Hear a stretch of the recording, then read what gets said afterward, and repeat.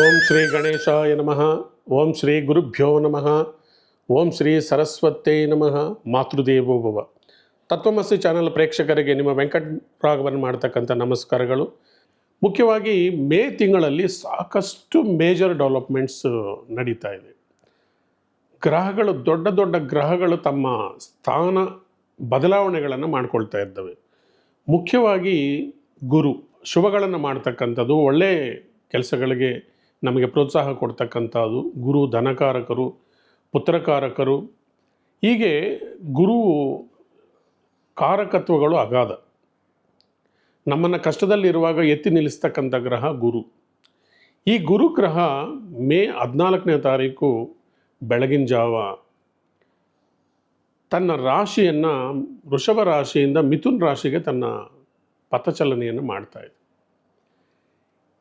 ಮಿಥುನ್ ರಾಶಿ ಬಂದು ಬುಧನಿಗೆ ಅಧಿಪತಿಯಾಗಿರ್ತಕ್ಕಂಥದ್ದು. ಬುಧ ಅಂತಕ್ಕಂಥದ್ದು ಬುದ್ಧಿವಂತಿಕೆ, ಇಂಟೆಲಿಜೆನ್ಸಿ ಸಂಬಂಧಿಸಿರ್ತಕ್ಕಂಥ ರಾಶಿಯಲ್ಲಿ ವಿದ್ಯಾಕಾರಕ ಗುರು ಅಲ್ಲಿ ಹೋಗಿದರೆ ಸಾಕಷ್ಟು ದ್ವಾದಶ ರಾಶಿಗಳ ಮೇಲೆ ಪರಿಣಾಮ ಬೀರುತ್ತೆ.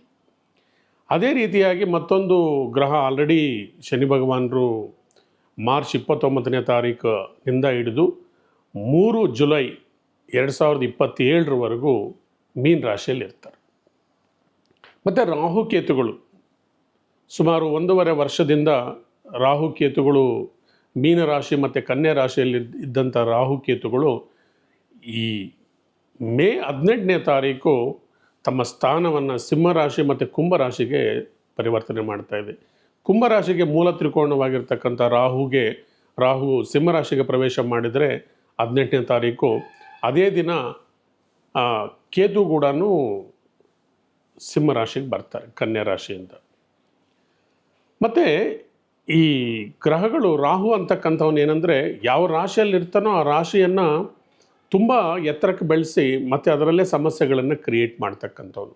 ರಾಹು ಯಾವ ಜಾಗದಲ್ಲಿದ್ದರೆ ಆ ಜಾಗಕ್ಕೆ ಹೆಚ್ಚು ಡಿಮ್ಯಾಂಡನ್ನು ಕ್ರಿಯೇಟ್ ಮಾಡ್ತಾನೆ.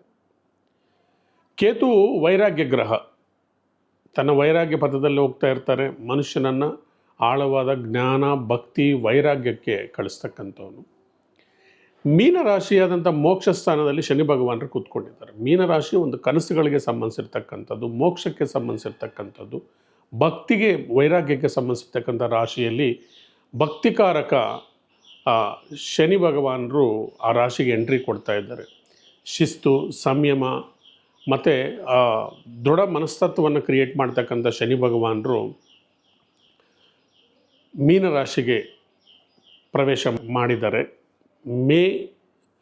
ಮಾರ್ಚ್ 29ನೇ ತಾರೀಕಿಂದ ನೆಕ್ಸ್ಟ್ 2027ವರೆಗೂ ಅವರು ಆ ರಾಶಿಯಲ್ಲಿರ್ತಾರೆ. ಈ ರಾಶಿಯಲ್ಲಿ ಮುಖ್ಯವಾಗಿ ಶನಿ ಭಗವಾನರು ಮನುಷ್ಯನಿಗೆ ಭಕ್ತಿ, ಜ್ಞಾನ, ತಿಳುವಳಿಕೆ ಮತ್ತು ಕಷ್ಟಗಳಿಂದ ಒಬ್ಬ ವ್ಯಕ್ತಿ ಯಾವ ಥರ ಆಚೆ ಬರಬೇಕಂತಕ್ಕಂಥ ಒಂದು ಸೂತ್ರಗಳನ್ನು ಹೇಳ್ಕೊಡ್ತಕ್ಕಂಥ ಶನಿ ಭಗವಾನರು. ಸರಿ, ಹಾಗಾದರೆ ಯಾವ್ಯಾವ ರಾಶಿಯಲ್ಲಿ ಯಾವ್ಯಾವ ಗ್ರಹಗಳ ಚಲನೆ ಇದೆ ಅಂತ ನೋಡೋಣ ಬನ್ನಿ. ಮುಖ್ಯವಾಗಿ ನಾವು ನೋಡ್ತಕ್ಕಂಥದ್ದು ಸೂರ್ಯಗ್ರಹ ಮೇ 15ನೇ ತಾರೀಕು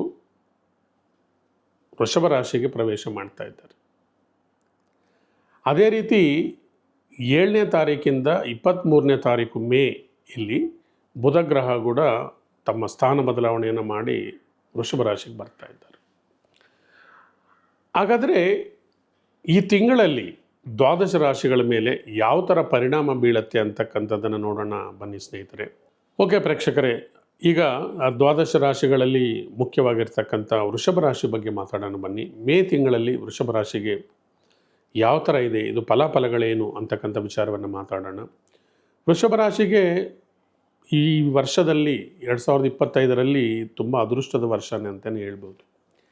ಯಾಕೆಂದರೆ ಮುಖ್ಯವಾಗಿ ನಿಮಗೆ ಗುರು 14ನೇ ತಾರೀಕು ರಾತ್ರಿ ಮಿಥುನ್ ರಾಶಿಗೆ ಪ್ರವೇಶ ಮಾಡ್ತಾ ಇರೋದರಿಂದ ನಿಮಗೆ ಗುರು ಅನುಗ್ರಹಣೆ ಸಿಗ್ತಾ ಬರ್ತಾ ಇದೆ.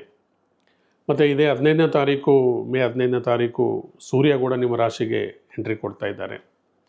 ಲಾಭಸ್ಥಾನದಲ್ಲಿ ಶನಿ ಭಗವಾನರು 2 ವರ್ಷಗಳ ಕಾಲ ನಿಮಗೆ ಶುಭಯೋಗವನ್ನು ತರ್ತಾ ಇದ್ದಾರೆ.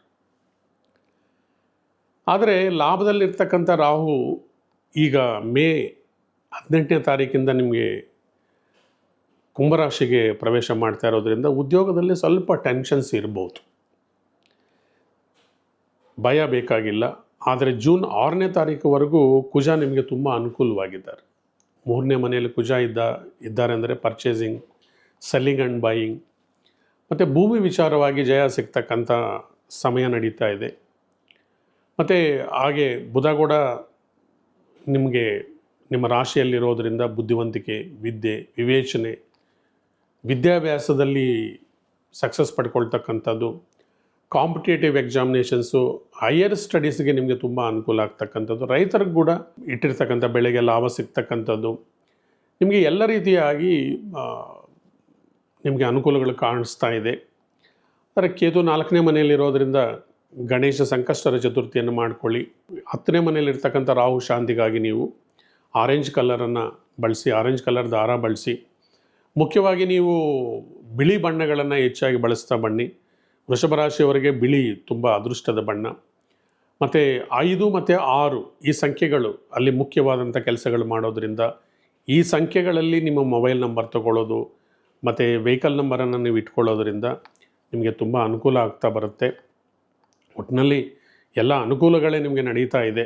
ಮೇ 15 ಆದ ಮೇಲೆ ತುಂಬ ಬೆನಿಫಿಟ್ಸ್ ಚೆನ್ನಾಗಿದೆ. ಶುಕ್ರ ಕೂಡ ಲಾಭಸ್ಥಾನದಲ್ಲಿದ್ದಾರೆ ಶನಿಯ ಒಟ್ಟಿಗೆ. ಬಂಧು ಬಳಗ, ಸೌಖ್ಯ, ಕುಟುಂಬದಲ್ಲಿ ಶುಭ ಕಾರ್ಯಗಳು ನಡೆಯೋದು, ವಿವಾಹ ಕಾರ್ಯಗಳು ನಡೀತಕ್ಕಂಥದ್ದು ಕೂಡ ಗೋಚರ ಆಗ್ತಾ ಇದೆ. ಈ ತಿಂಗಳು ನಿಮಗೆ ಸುಮಾರು 70% ಚೆನ್ನಾಗಿದೆ ಅಂತಲೇ ಹೇಳಬೇಕು. ನೀವು ಲಾಸ್ಟ್ ಇಯರಲ್ಲಿ ಏನೇನು ಪೆಂಡಿಂಗ್ ಇಟ್ಕೊಂಡಿದ್ರು ಈ ಕೆಲಸ ಕಾರ್ಯಗಳನ್ನು ಮಾಡ್ತಾ ಬನ್ನಿ, ನಿಮಗೆಲ್ಲ ಜಯ ಸಿಕ್ಕತ್ತೆ. ನಮ್ಮ ಕಾರ್ಯಕ್ರಮವನ್ನು ನಿರಂತರವಾಗಿ ವೀಕ್ಷಣೆ ಮಾಡ್ತಾ ಇರೋದಕ್ಕೆ ನಿಮ್ಮೆಲ್ಲರಿಗೂ ನಮ್ಮ ಹೃದಯಪೂರ್ವಕ ಧನ್ಯವಾದಗಳು. Thank you very much.